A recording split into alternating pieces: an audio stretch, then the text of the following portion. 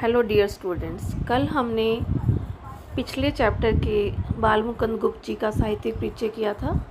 आज हम बालमुकुंद गुप्त जी द्वारा रचित निबंध आशा के अंत के नामकरण की सार्थकता को सिद्ध करेंगे।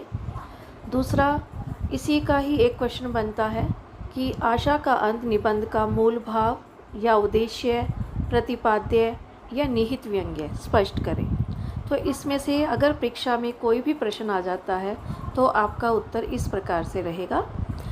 बालमुकुंद गुप्त द्वारा रचित आशा का अंत एक व्यंग्यात्मक निबंध है जिसका मुख्य उद्देश्य ब्रिटिश सरकार की शोषणकारी नीतियों को उजागर करना है। यह निबंध तत्कालीन वायसराय लॉर्ड कर्जन को संबोधित करके लिखा गया है। भारतीयों की दृष्टि में महारानी विक्टोरिया तथा उसका पुत्र महाराजा एडवर्ड बुरे नहीं थे, परंतु जब वे भारत में वायसराय बनकर आए तो वो भारतवासियों के लिए तो वो राजा महाराजा थे, उनके लिए अपने पुराने महाराणा प्रताप की तरह थे, लेकिन उन भारतवासी उनकी आंखों के कांटे बन गए थे। लॉर्ड कर्जन जब दूसरी बार वायसराय बनकर भारत आया तो उसने भारतीय जनता को परेशान करने का हर संभव प्रयत्न किया। उसने आते ही कोलकाता की म्यूनिसिपल कॉरपोरेशन को भंग कर दिया। जब बंगाल में अकाल पड़ा तो उसने मजदूरी कड़ी कर दी, टैक्स लगा दिए। कोई भी शासक जनता के कष्टों को समाप्त करने का प्रयत्न करता है, लेकिन वायसराय ने क्या किया कि अकाल पीड़ितों से ही अपनी आंखें फेर ली।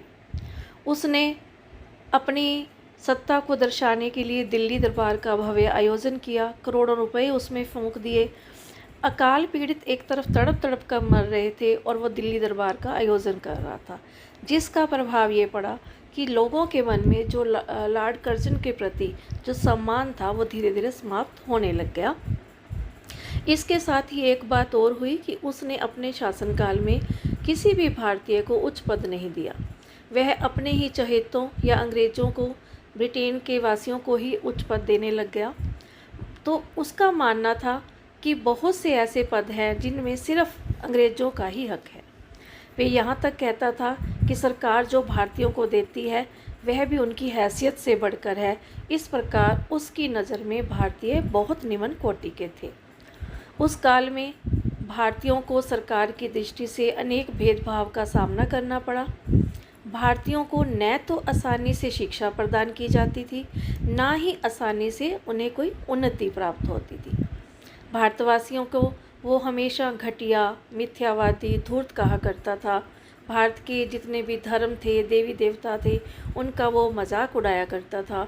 वह और उस जैसे शासक वर्ग के लोग भारत में रहकर भारत का ही अन्न जल खा रहे थे, भारत की जलवायु में ही रह रहे थे, यहाँ की सुख सुविधाओं को भोग रहे थे, लेकिन भारतवासी जिनका वो देश था वो स्वयं निर्धनता का शिकार होते जा रहे थे।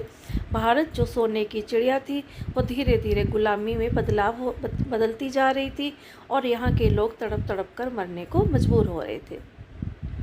उनके पास पहनने के लिए कपड़े नहीं थे। भारतीय सर्दियों में ठिठुर ठिठुर कर मर जाते थे। उनके पास बैठने के लिए 2 हाथ भूमि, पेट भरने के लिए खाना तक नहीं था। लॉर्ड कर्जन ने भारतवासियों के लिए ऐसी परिस्थितियों को पैदा कर दिया था कि अब उन्हें अपने जीवन में कुछ भी अच्छा होने की संभावना नज़र ही नहीं आती थी। ऐसा लगता था मानो भारतवासियों की आशाओं का अंत हो चुका है।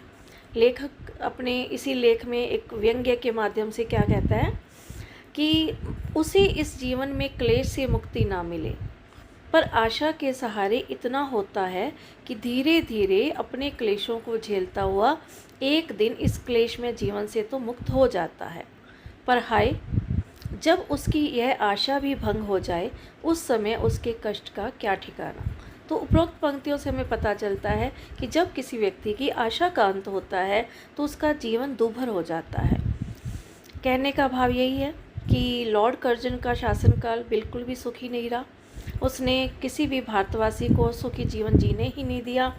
उसके यहाँ शासन करने तक हमेशा सबको लगता रहा कि उनकी आशाओं का अंत हो गया है, कोई भी आशा उनमें शेष नहीं बची थी।